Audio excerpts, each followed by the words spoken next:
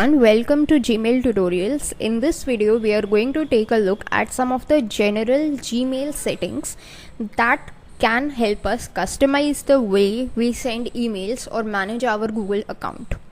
Few settings we have already seen in the previous video. In this video we are going to take a look at some more settings that can help us do the same.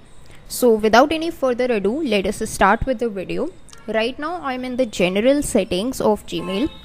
In case you are wondering how to go to that to this option or to this screen, all you need to do is simply open up your Gmail in your Google Chrome browser or any other browser as a matter of fact.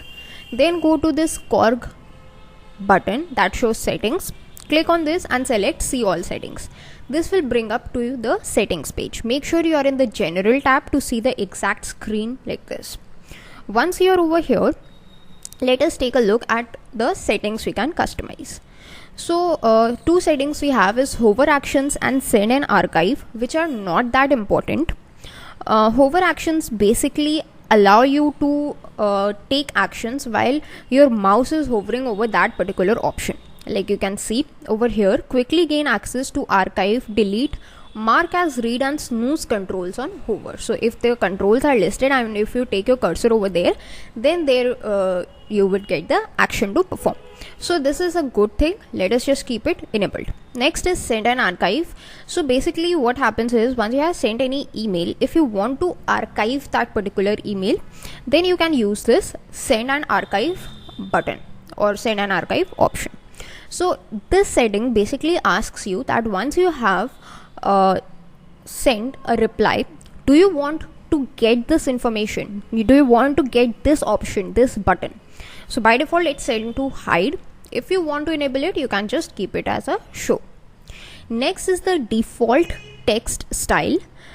It is basically how the body of your email will look like. By default it is sans serif and a standard font size is selected, which is, if you click over here, normal, and the text is sans serif. The font type is sans serif. But if you want to change it, if you want to customize it, then you can do that using this option, that is the default text style. So suppose let's just go with this Georgia font and make it huge. So this is how our emails will look like now. It is not looking very good, so let us just go with a large one. This one's looking better.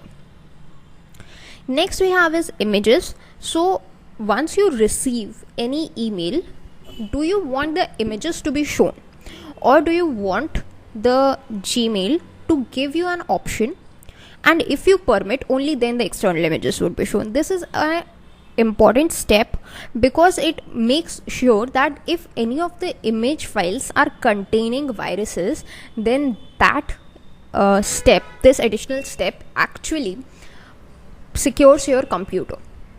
But it comes with a con as well, because if you are using this extra step, then every time you receive an email you have to select that option. So this is kind of an extra step, and by default, or if you misclick to don't show the images, and if there is some important image, then you will face a problem. So let's just keep it as always display external images, because Google usually marks the harmful content, harmful email as spam. So let us just trust Google security over here. Next we have is a dynamic email.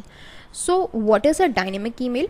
Dynamic email basically helps us to RSVP to events, fill out questionnaires, browse the catalogs, respond to comments, or update the emails to display the latest content. So any of the content that is bound to change through time is created in a dynamic email. Do you want to get the dynamic email, or do you want to be able to send the dynamic email? Here we use that option, that is the enable dynamic email option. So that's it for this video. In the next video we will see some of the general settings related to Gmail. That's it for this video. Thanks for watching.